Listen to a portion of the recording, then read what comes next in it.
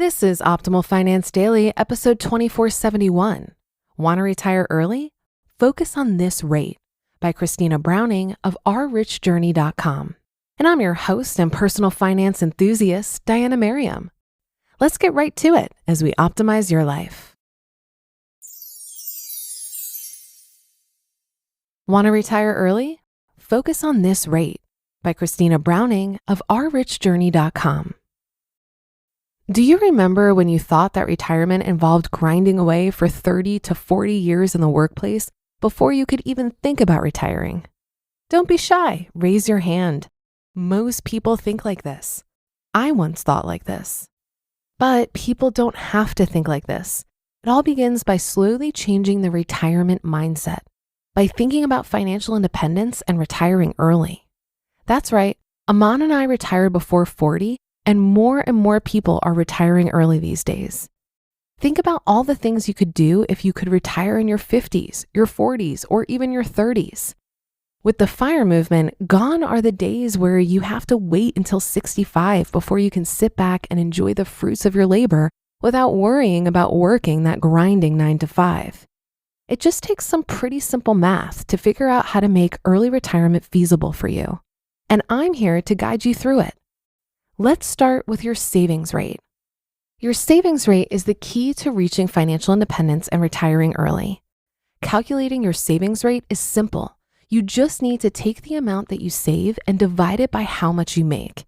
Let's say you earn $100 and save $50. Your savings rate would be 50%. If you want to work towards early retirement, you need to increase your savings rate. There are two ways to do this. First, you can make more money without increasing your expenses. I know this seems obvious, but think about what you did when you got your first pay raise or any pay raise. Did you set up your investment accounts to automatically invest more money? Or did you go out and buy that new purse, that new watch, those new shoes? Did you go celebrate at a fancy restaurant? Do you get where I'm going with this? Most people tend to spend more as they make more.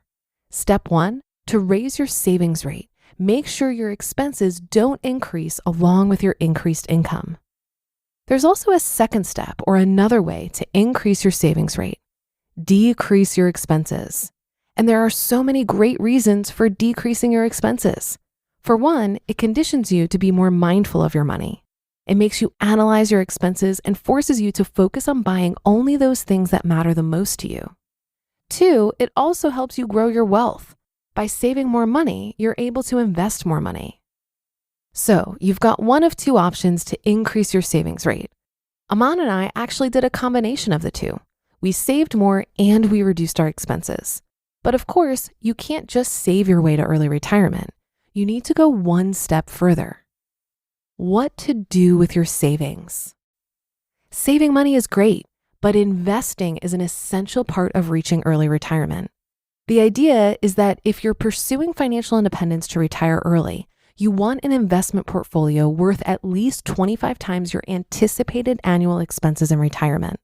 This is based on the 4% rule, the idea that you could live comfortably in retirement by only withdrawing 4% from your investments every year and never run out of money.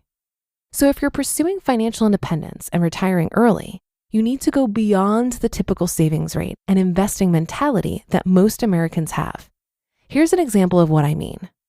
Let's compare two American families. First, we have an average family saving money with more traditional retirement goals in mind. Let's look at their annual expenditures. Annual income, $60,000. Housing costs, 30% of income. Food, 20% of income. Clothing, 10% of income. Transportation, 15% of income. Medical, 12% of income. Entertainment, 3% of income. And savings, 10% of income.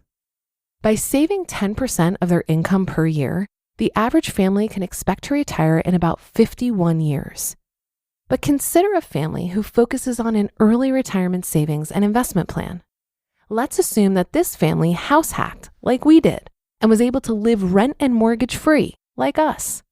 Let's also assume that this family figured out how to cut their food bill by 20% and they purchased used cars in cash so they didn't have car payments. Let's assume medical and entertainment costs were the same as the previously mentioned family. By cutting housing, food, and transportation costs, the early retirement focused family can contribute an incredible 67% of their income to savings and investing compared to the average American family. This means that this early retirement family could safely and comfortably retire in just 10 years without running out of money. Saving more than 60% of your salary may seem hard, but I can tell you from experience, it is possible. By focusing on our larger expenses, like housing, transportation, food, and travel, we managed to set up a super high savings rate. Finding ways to cut down on all major expenses across the board was our guiding light towards early retirement. There are a lot of ways to reduce your expenses and to save more. Focus on those large expenses, create a budget and stick to it. Don't let your expenses increase with your income. And also focus on those reoccurring costs that might be chipping away at your budget. The goal is to save more so that you can invest more so that you already know where I'm going with this, reach financial independence and retire early. You just listened to the post titled, "Want to Retire Early? Focus on This Rate" by Christina Browning of FIRE. When it comes to our savings rate, we're really referring to the gap between our income and expenses. Our wealth is built in the gap.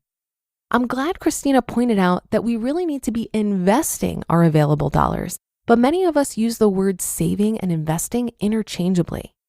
Many people will say that they're saving for retirement when they're actually investing through a 401k. We can dismiss it as semantics, but I do think the distinction is important.